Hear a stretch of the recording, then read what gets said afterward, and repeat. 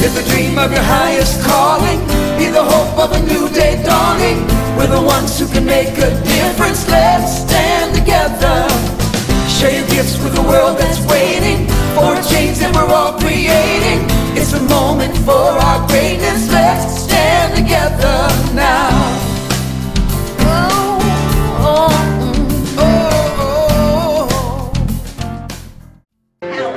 Think of our mama songs. Phoning your mama home when you ain't got no money. That's mama songs. I liked it. I'm gonna try another one.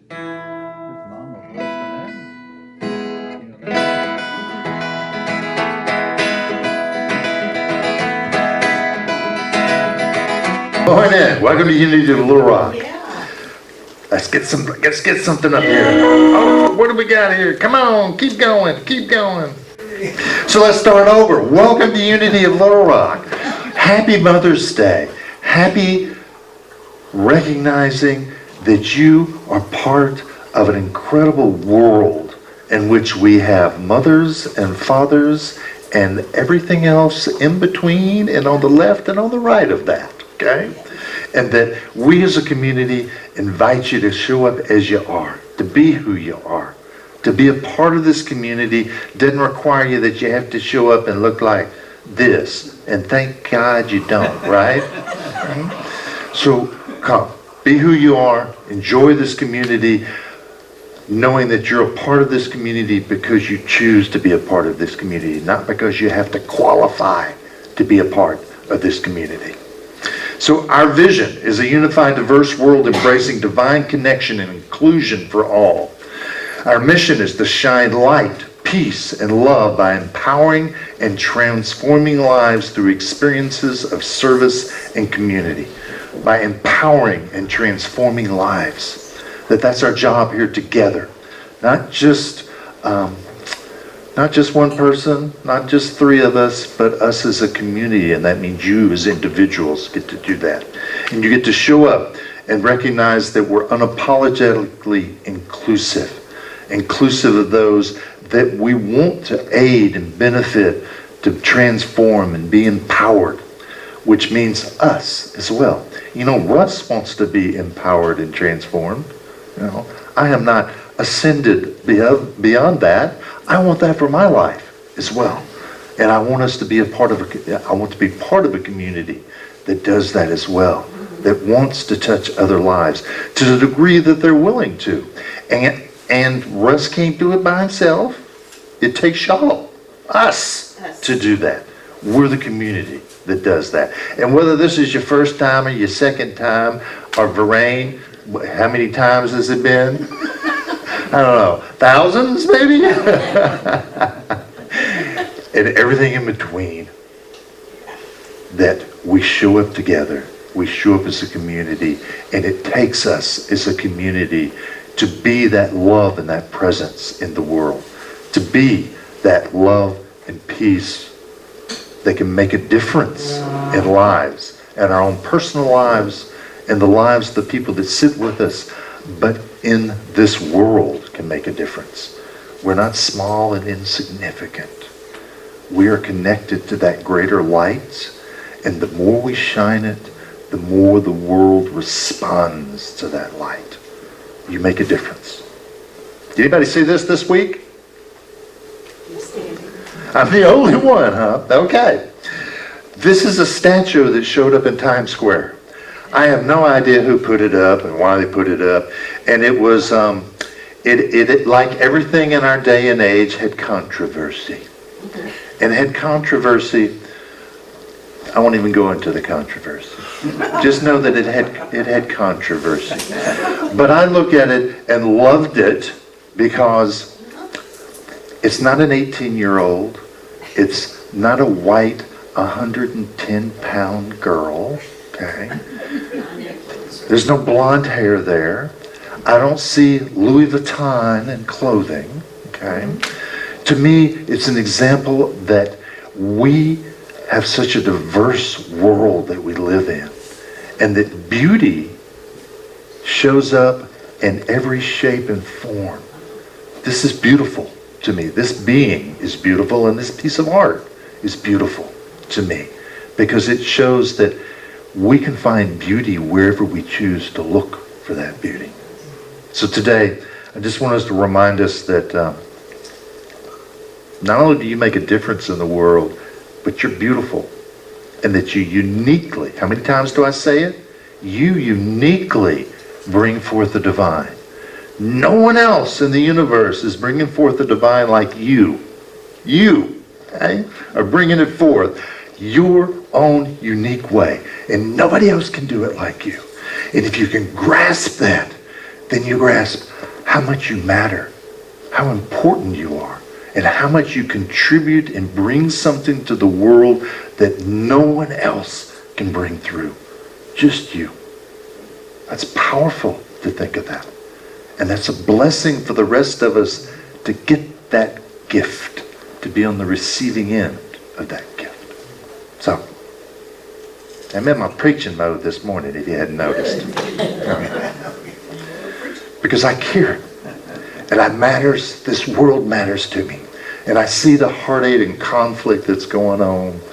And I see the left side and the right side and the middle side and the upside and the downside and all the sides that are sharing what they want to think and bring to the world, and things that I agree with and things I don't agree with. But I still care because this world and the people in this world matter to me. And you in this room matter to me. I feel blessed to be with you. And for that, I want you to know I love you and I appreciate you and I value each and every one of you. Whether I spend that much time with you or that much time, or that amount of time where you're going, would he ever go away? I matter for you. You don't do that? You thought that though, Jeannie, haven't you? I'm picking on Jeannie. Jeannie and I have long history. We've had great loving conversations, and sometimes we've just gone, no. Just no. We don't see that eye to eye at all. And we still come back around to remember that we love each other and we value each other immensely. So with that, I'm going to bring back up Ashley and Dylan. And Ashley's going to start us off with something wonderful here for Mother's Day. I would for just a second, let me speak to this real quick. So the last time we were here, and several times before that, we played a song that I wrote called Channelwood. And last time I was here, I kind of messed it up a little bit. Even something I sang a whole bunch. But I've had people ask me, what is that song? What are the lyrics? And so that's this one with this column. This is the original song. There's another page on the back. This is the same song. I have always wanted to write a song in Spanish, and I'll tell you why. When I was in high school, I took Spanish classes every year by the same woman, and she was one of the most lovely teachers I've ever had. She was a champion for all of her students. Talk about a motherly figure. She was a nurturer, a mentor, and just someone with a zest for life. And I found out this last week she had passed in a car accident last weekend. Now, I hadn't seen her in 15 years. And I didn't know about this until Friday night, and her service was yesterday. And I had a friend reach out to me Friday night and say, hey, are you going up there? It's 2.5 hours from here. Are you going up there? I said, well, I've got some obligations. I don't know. He's like, I'd really like for you to go because I think we should go. And so we went. And we got another friend with us. Dylan went with us. We made this drive out there for this service. And it was beautiful. The most beautiful place I could ever think to lay someone to rest for one of the most beautiful people I've met in my entire life. And so this beautiful service was full of music. And so many people, from students to her families to the community, were there. And I was, as we were listening to the service, looking at the mountainside, I'm telling you, breathtaking, worth the drive. I thought, that is the scene I saw in my head when I wrote the song. And I thought, I should translate this to Spanish. And so what's on here is the original lyrics with lots of metaphor. I write for a living. I come up with colorful words. In translating it, I thought, that's probably not going to be direct translation. So I rewrote it in plain, just in very plain speak, without metaphor. and thought about how do I want it to sound in Spanish. And then, as best as I could, I'm not fluent in Spanish. I'm a few marks shy of being fluent in Spanish, but I took several years of it, translated it to Spanish. So I dedicate this one to her, one of the best motherly figures in my life. Happy to perform it for you today. As I rewrote it last night, it's a little new, so we're gonna give it a go.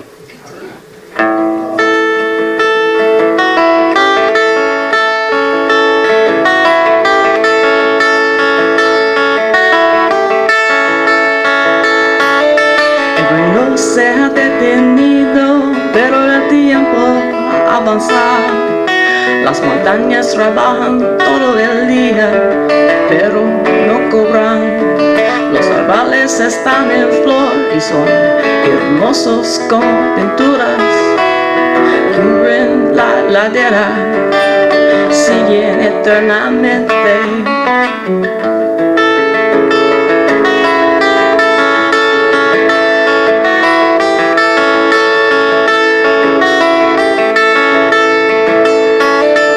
Vivimos sin igualdad, luchamos por nuestra libertad, encuentran refugio bajo el haz de la luna. Buscamos refugio y consuelo en nuestros hogares, esperamos la libertad que nos permite ser nosotros mismos.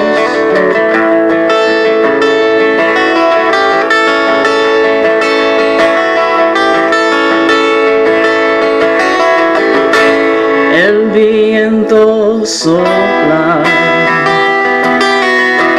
el viento deja páginas en los árboles, el viento escribe una novela,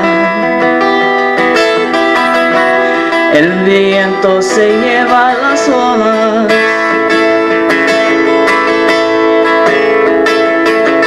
Los negocios nunca duermen, los bancos no descansan, podemos pegarnos con lo que aprendemos.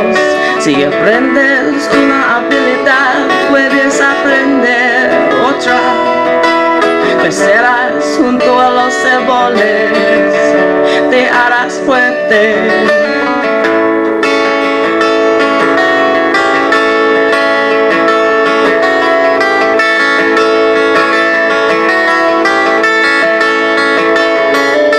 Los lagos son un espejo con canchas como ollas. La naturaleza es la mejor patela, produce belleza. Intentamos comprar la belleza, la tomamos de la tierra. Dejamos a la naturaleza sin nada, estamos completamente solos.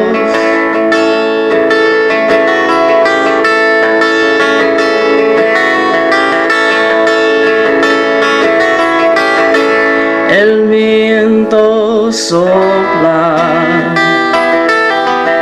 el viento deja páginas en los árboles, el viento escribe una novela, el viento se lleva las hojas, el viento se lleva las hojas. El viento se lleva el libro,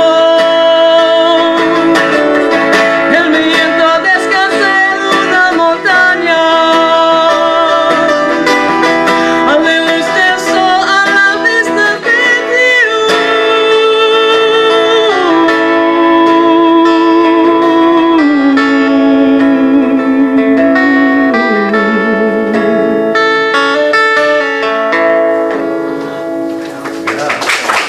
Thank you guys. Thanks for letting us be a part of the community, and thanks for letting me share that with you. I love one that we're touching in and sharing from someone else's culture that may not necessarily be our culture, right?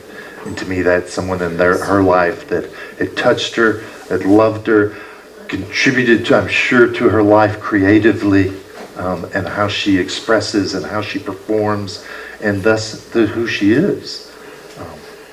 And I also love that when the lyrics weren't there for this non-Spanish speaking fella to concentrate on, I had to listen to the music and the energy and the intensity that came through, and it was beautiful. So thank you, Ashley. Thank you. Jean. Good morning. We shine the light. We shine, shine, shine. We shine the light of love and peace. It's a wonderful day. For every divine being, light shines through each of us, illuminating the world around us. Each one of us is a keeper of the light, shining through us to bless each person and each situation we encounter.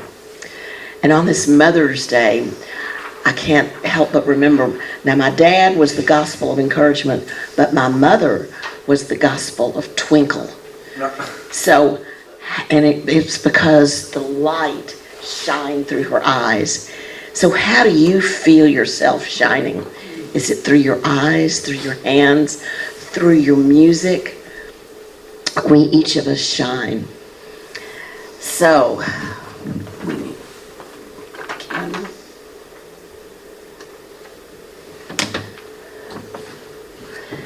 we light this candle as a symbol of the light of our divine nature, our inner Christ, so that we may remember the light that shines in each one of us, no matter where we are.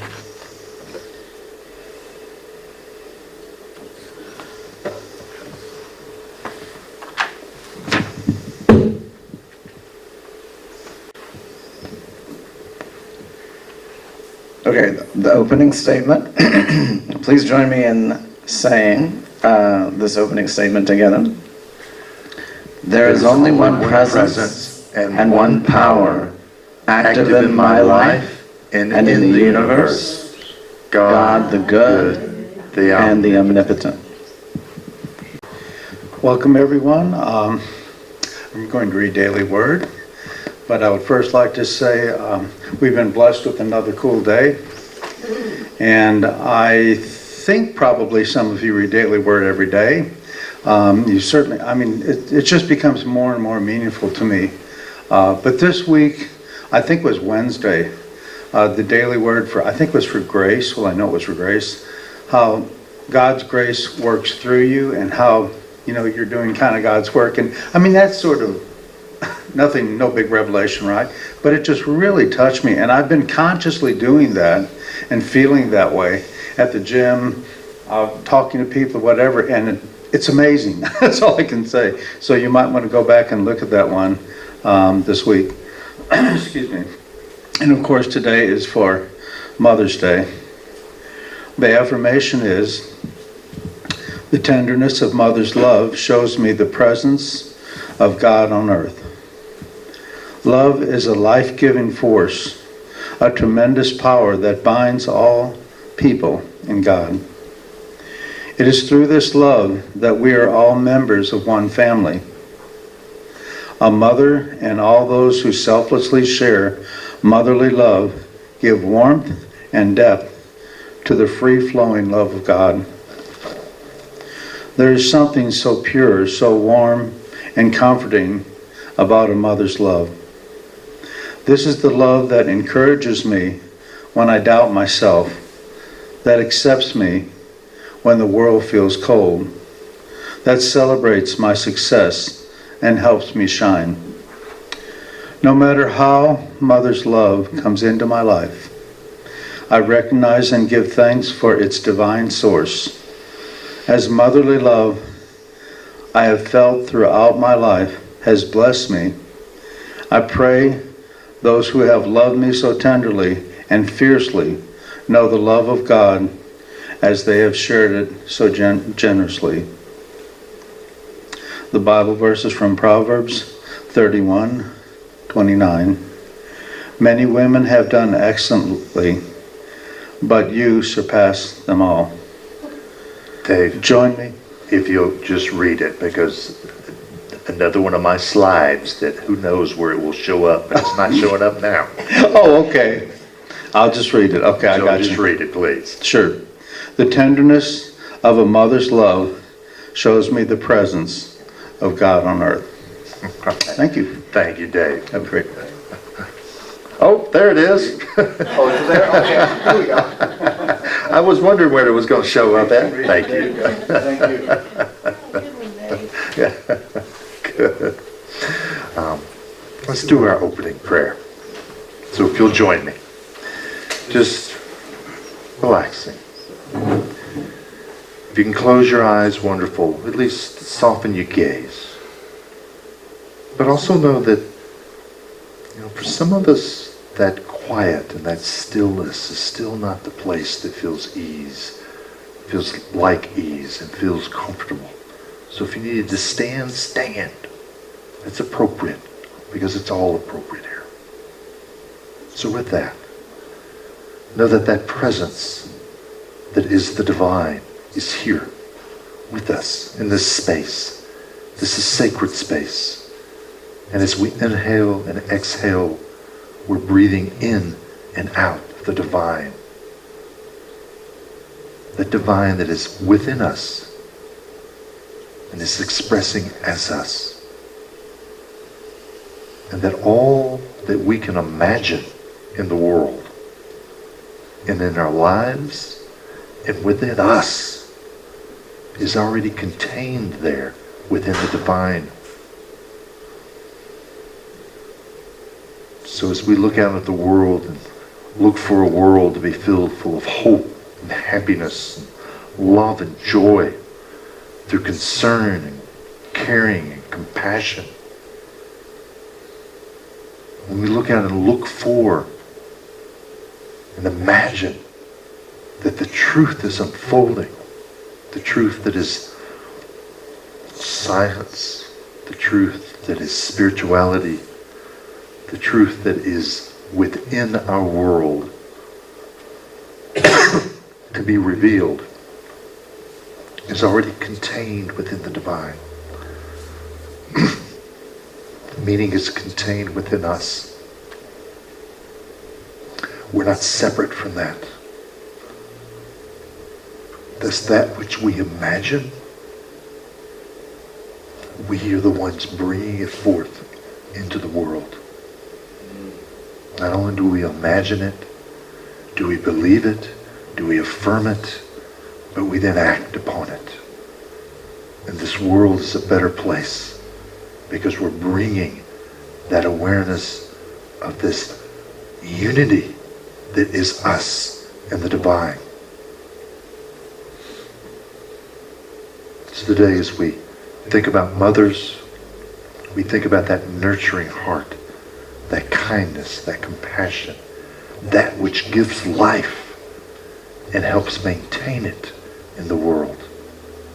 And we know that we too, no matter what our gender is, are offering that same nurturing, that same giving of life, and that same aspiring to be fulfilled in this life.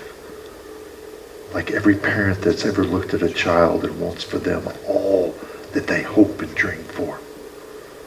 We get to look at the world and hold that the world have beyond and more than what we hope and dream for. With that, we're grateful. Grateful that we have this awareness, grateful that we have this time together, grateful that we have a community to call home, to call ours, a place to belong. And we're grateful that we have those that remind us of the truth of who we are. And we say, and so it is. Amen. All right. It is Mother's Day.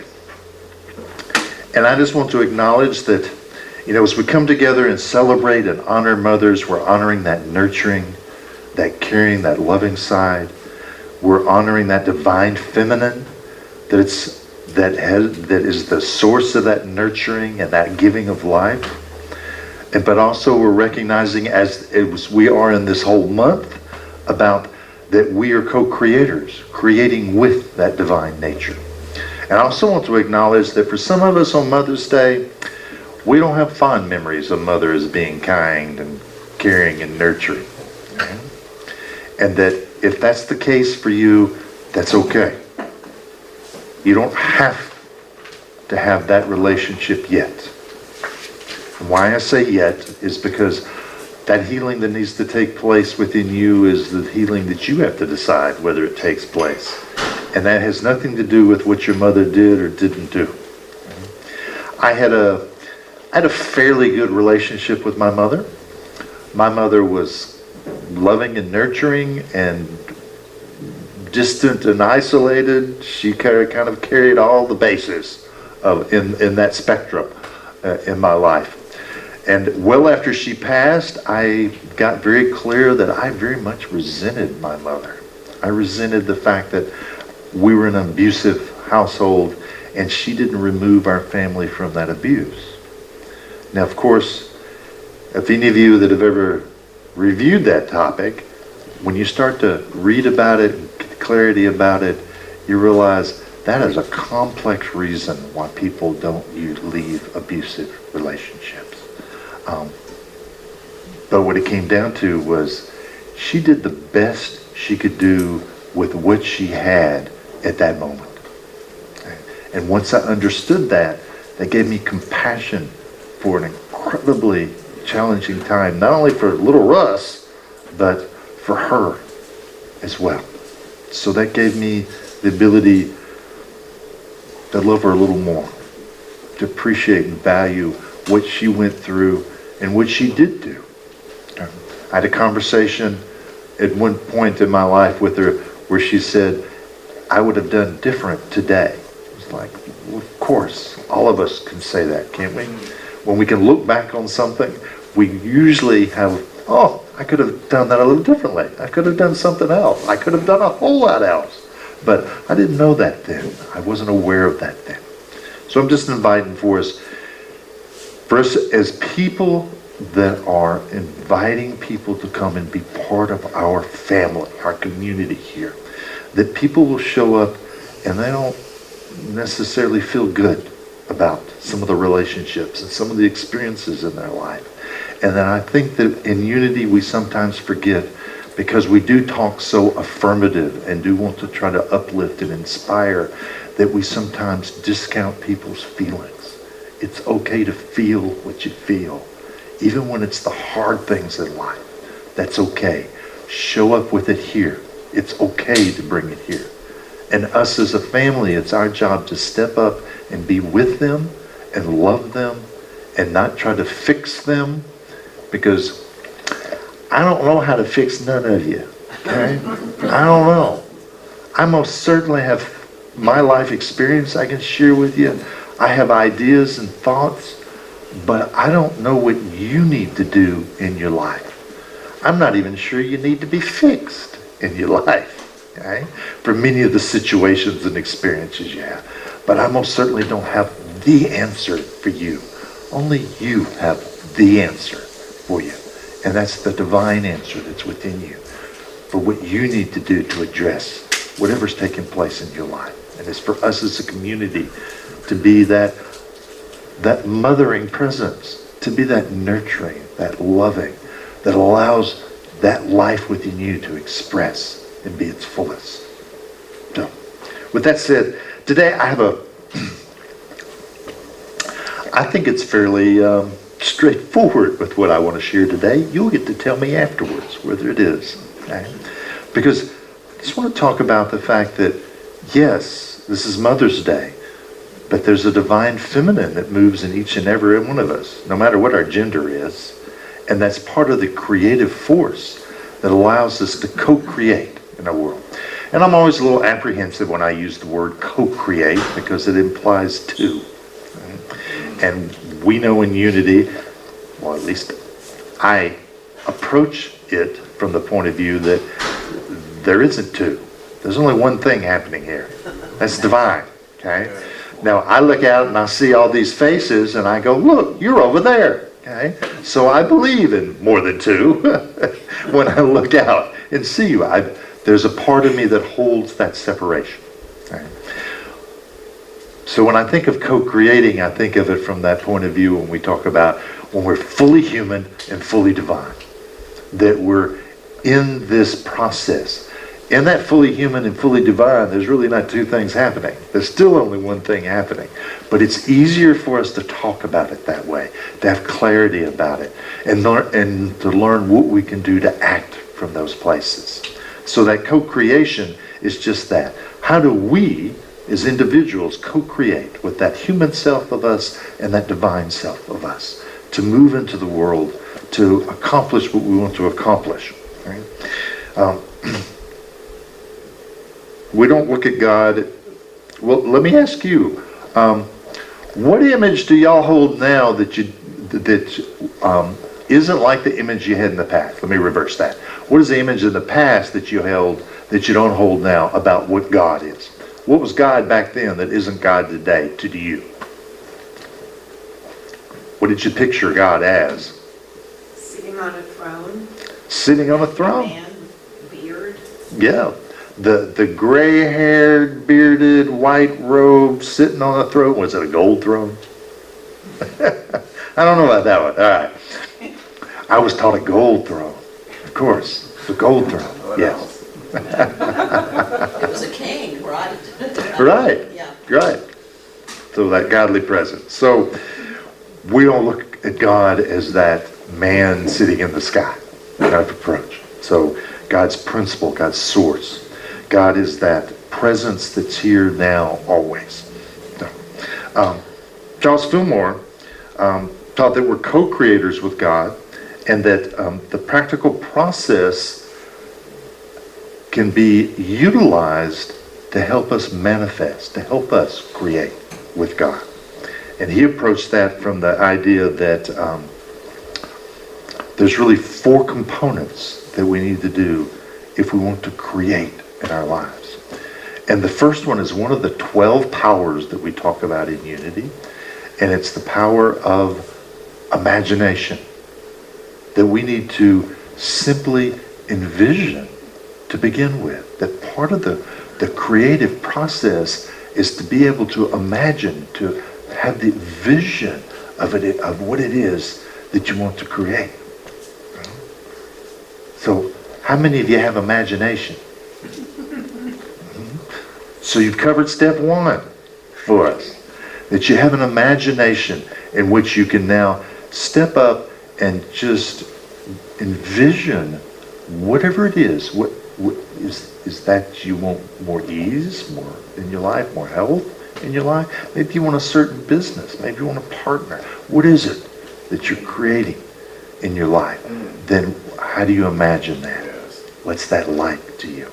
But also in that imagining, everything I'm about to say isn't just an intellectual process.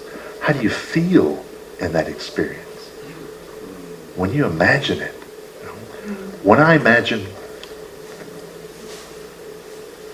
I haven't thought of this in ages. During the abuse that's happening in my family, and I'm a young child, I used to play on the big hill in my backyard. And I would get a towel and a safety pin, and I would pin that towel around my neck so I had what? A cape.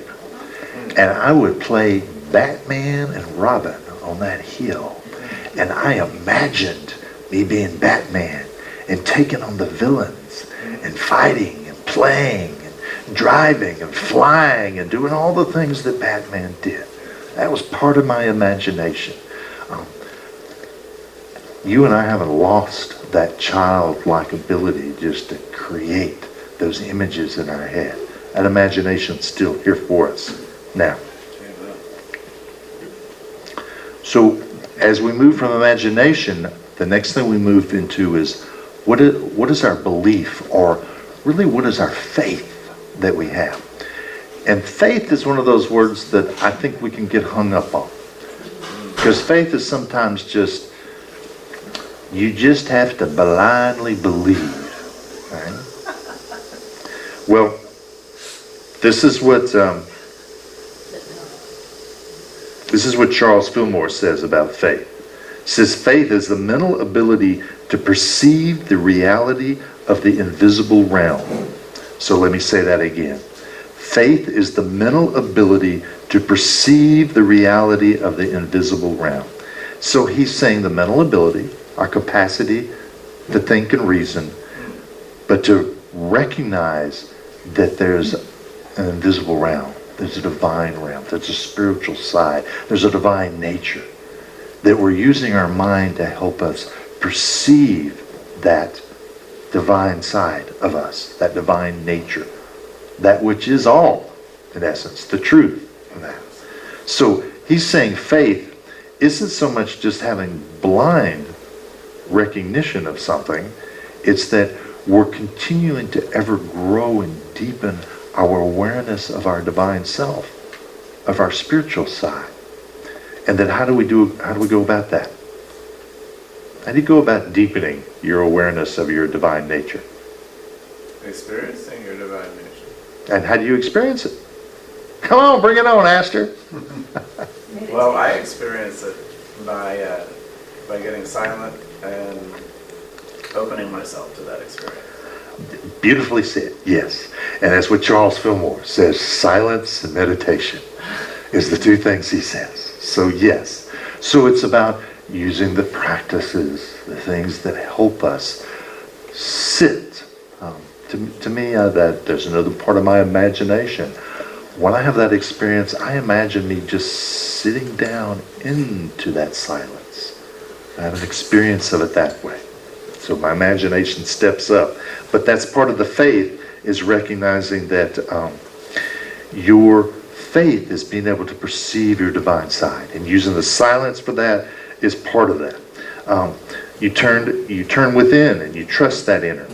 Eric Butterworth, that's an author from Unity, for those of you that don't know Eric Butterworth. He has passed, but he's a prolific writer and got lots of great material out there. Eric Butterworth emphasized that faith is not a matter of believing in something outside of you, it is a matter of uncovering and releasing the divine potential within you. So to release that divine potential, to me, you have to be touching with, understanding, having a relationship with, to be able to release it. So that faith is really much more about, not so much faith in the thing that I'm wishing to create in my life. That can be a part of it. But the faith is much more about, who am I? What is my divine side? What is this being that's here? Is he only this body? Is he only this brain? Is he only this beard? What is he? Right? What is she? What is us?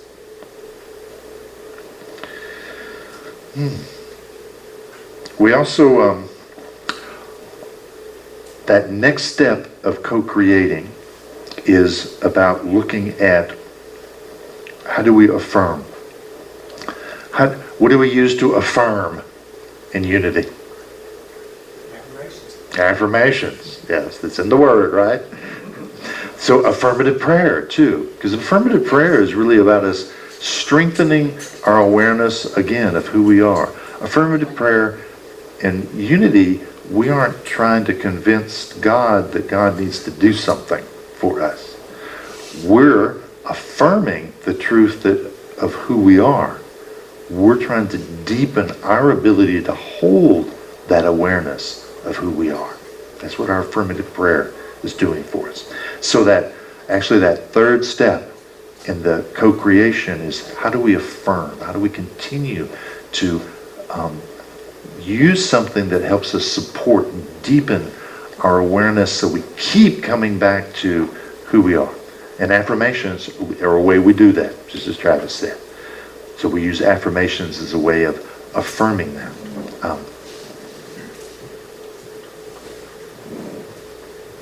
So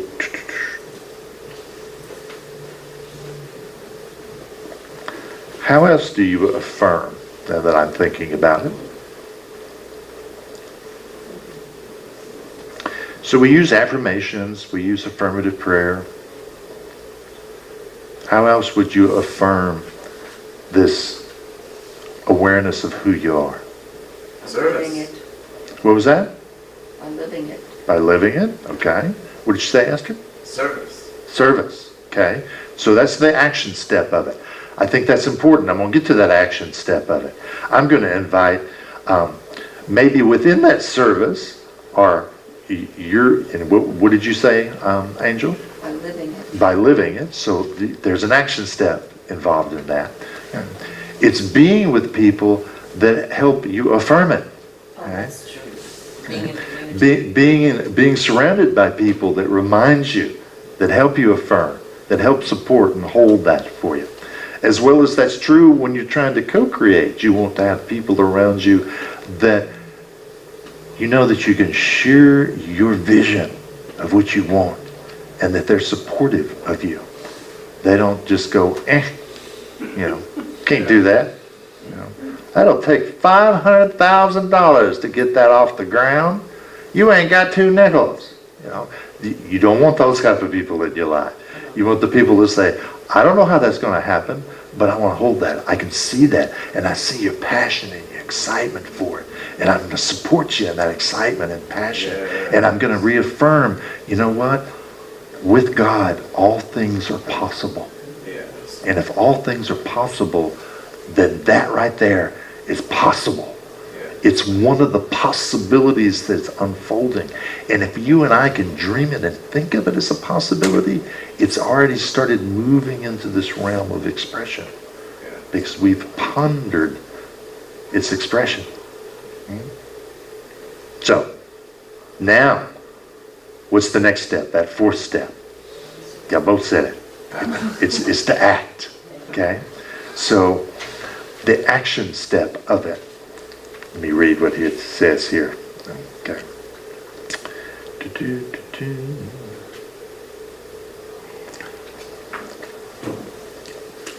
This step is act as if. But I want us to think about that from, when I was taught act as if, is just go out there and fake it till you make it kind of scenario. Where we're talking about acting as if it's taking place in our life before we have evidence of it taking place. But act as if comes from the idea that if I know there's something for me to do in the world, then there's also an action step for me to be involved with right now. There's an act for me to do. So the act as if is, if I'm going to be this person or have this experience in my life, what is the act that I would be doing right now? What is the next step that I would be taking? So act as if is really talking about what's the step you're taking now. And the beauty of that is, it may take 400 steps, and I don't see 399 of them, but I got one. I got the first one. So act as if. I have an example. What is that? If you're looking for love, love something, like a pet. Oh, But put your yeah. love out to something so the love is there so it can come back to you. And that's one of the layers of acting as if. And then the others might be too, can I sit at home on my couch and expect that I'm going to find love if I'm never interacting with anybody else in my life? Right? So act as if would be, okay, will be a step. Well, then maybe I would be good to be somewhere where other single people are, or whatever might be that step for you. Okay? It might not be the step at all for you, but what is that step? What is that action for us? Okay. So with our 4 steps here, really, this is we're co-creating, but we as the being that's co-creating are also being the mother, because we're taking whatever it is that we want to give birth to in our life, and we're being nurturing to. We're being that mother that loves, that's trying to help give life to. And as that life is born, the one that continues to hold and envision. Because think of you that are parents. I go, what do you hold for your children? You hold something far bigger than what they're bringing to you in the moment. You know, in the moment you may be wiping bottoms and cleaning, throwing away diapers and taking little spoons and little jars, in this moment. But that's not the limitation that you hold this child to. You see so much more for that. And you affirm that with them, and you say that to them, and you take the actions to give them the experiences and to reveal things to them. Okay? The same as in our co-creation. We're being that mother to whatever it is that we're co-creating. There's a great story. Wilma Rudolph. Wilma was born in 1940 in Tennessee. She was an African American that was the 20th of 22 children. Okay? Right there I would go, from that experience. But that's my not having that experience, don't really know what to think about that experience, right? Because I don't know. I don't have that in my life. I had 2 siblings, not 21 other siblings. Okay. But when she was a child, Wilma got polio and scarlet fever. And one of her legs twisted and drew up. And she was told, and her family was told, that she would never walk without braces and crutches for the rest of her life. But Wilma wanted to run and play with the other kids. And she dreamed of that. She envisioned that. And her mother worked with her and held that vision for her. That, yes, you can do that. And as she grew older, as she got to be 12, she finally took those braces off. And it wasn't too long after that she started to run. And not only run, but started to compete in high school in track and field. And in 1960, she went to the Olympics in Rome, and she was the first American woman to win 3 gold medals in track and field. And to me, if we look at that, what was the creative side of that? She envisioned. And she had someone to envision that with her, her mother, right? And they held the belief that her mother was one of those incredibly religious individuals and talked to her all the time that with God, all things are possible. So reaffirmed that for her. And then affirmed over and over that this is possible for you and who you are. And then took into the action, because the mother helped with actions, but Wilma was continually trying to walk, continually trying to strengthen the leg, and then took the steps to keep moving forward in her life, literally in this case, for herself. So we have here with us today this great opportunity for all of us to really embody this co-creative side with our divine nature. Right? That we can, using just those 4 simple steps,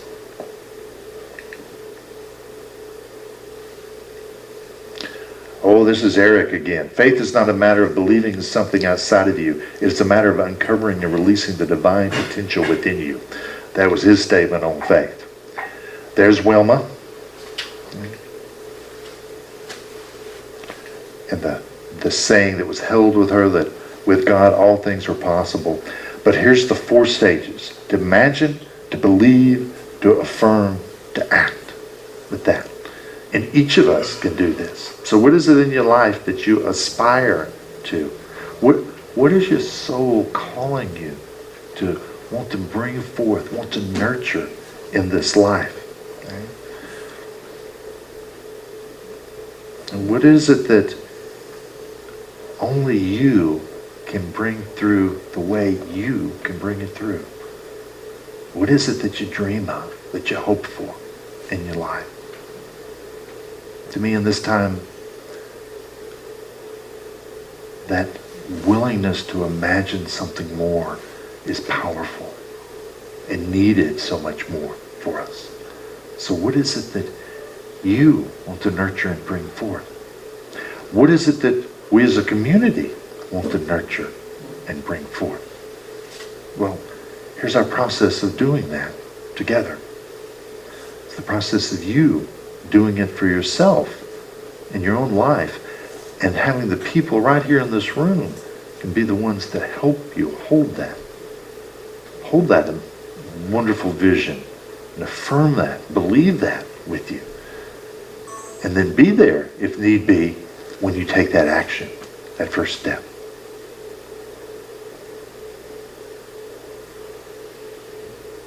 So with that, homework this week. Since Beverly likes to give homework, and she likes to give Russ homework. I don't know y'all know that. And I love her for it. Because she gives me wonderful things to think of. But your homework for this week is, what is it that you want to nurture and bring forth into this world? And again, whatever that is for relationships, or just peace, or comfort, or what do you want for this country? What do you want for the world? What kind of business? Whatever it might be, what is it that you want to nurture? And then sit down and start imagining that. If you want to journal about it, that's a way of writing out that imagination. What can you do to help reinforce and grow that imagination so that you can start doing the next steps of believe, of affirm, of act? But this week, what is it that you want to nurture and bring into the world? And with that, I invite us, I want to take us into a meditation. So, get comfortable.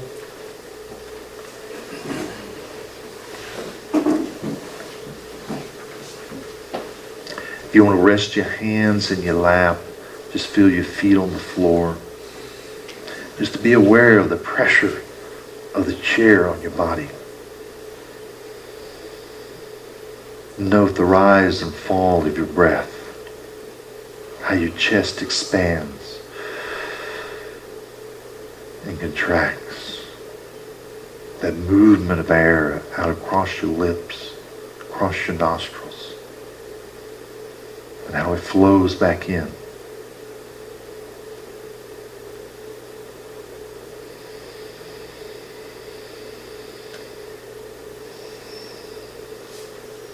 And here I want you to just reach out and imagine what the divine feminine feels like. Some of you can do more than imagine. You have living examples of that nurturing, life-giving presence. But imagine it here, now. Nurturing you. Providing more for you.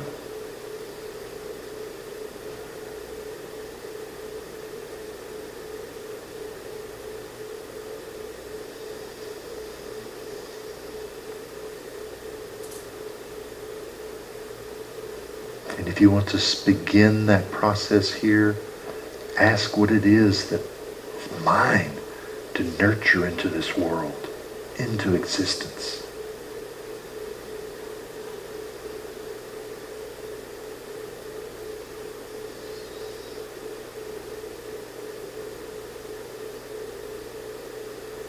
And that caring and compassionate nature wraps you up. It wraps up the ideas and that clarity.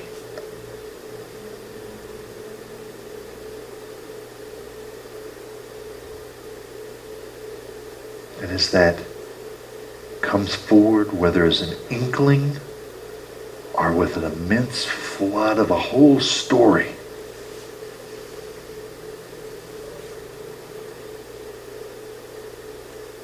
just allow that to continue to expand and grow.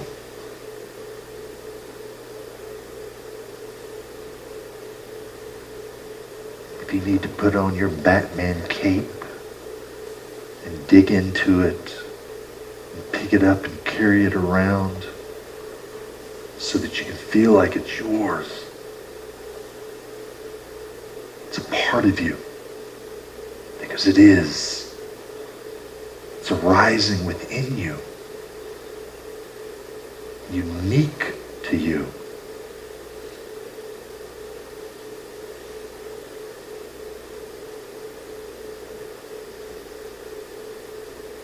And as you're holding that image, remember,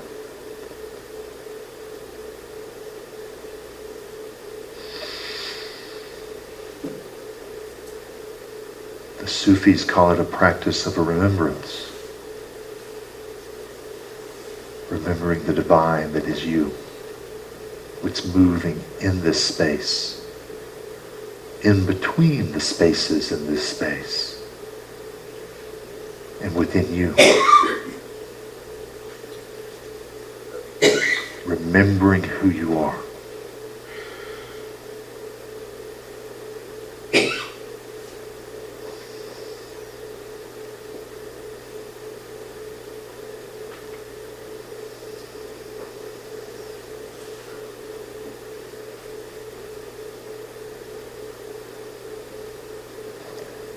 Now imagine yourself taking a step.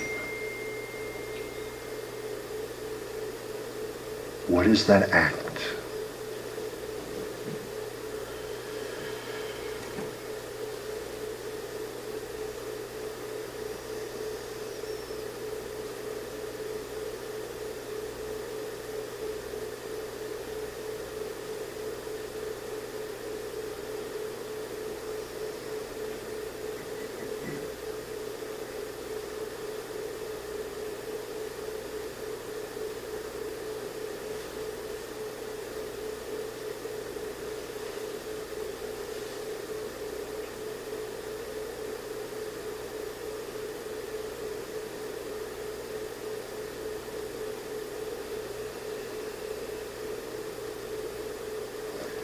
You've now used your imagination, your belief.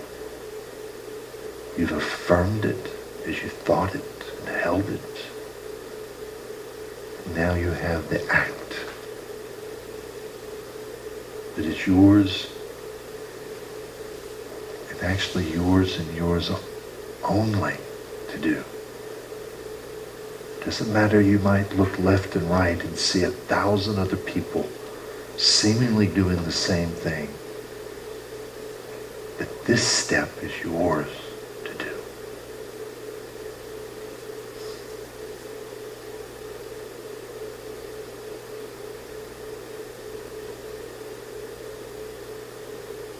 So as you return to the space, aware of yourself in your chair, feeling that rise and fall of your breath again, knowing that you're the one that gets to nurture this, to love this, to mother this, to continue to bring it not only into the realm of life, but to allow it to expand and become the magnificence that it's calling to be in your life and in the world.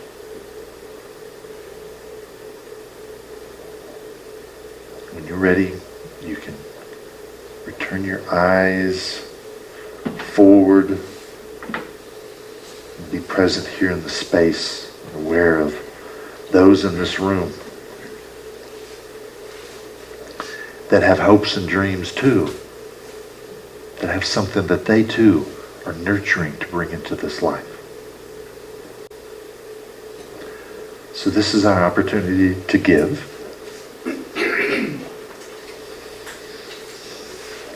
And this may be your financial gift that you share with this community that we appreciate, because it does take finances for us to maintain this community. But this is also the opportunity to recognize how else you give. Whether you give of your presence, you give of your time, you give of being of service in these walls, in this space, that you come up front here and read and share with us, whether you help with the website, whether you count things to do with accounting after the fact, whether it's any of those and all of those that you volunteer to help with, that's your giving.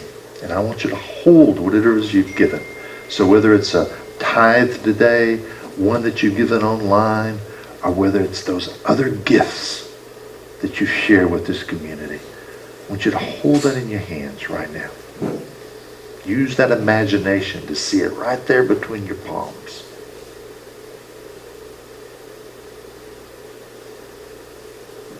And love it and nurture it and allow it to be released and sent on its way to go where it needs to be, to serve where it needs to serve. And you go out and be that peace and love in the world.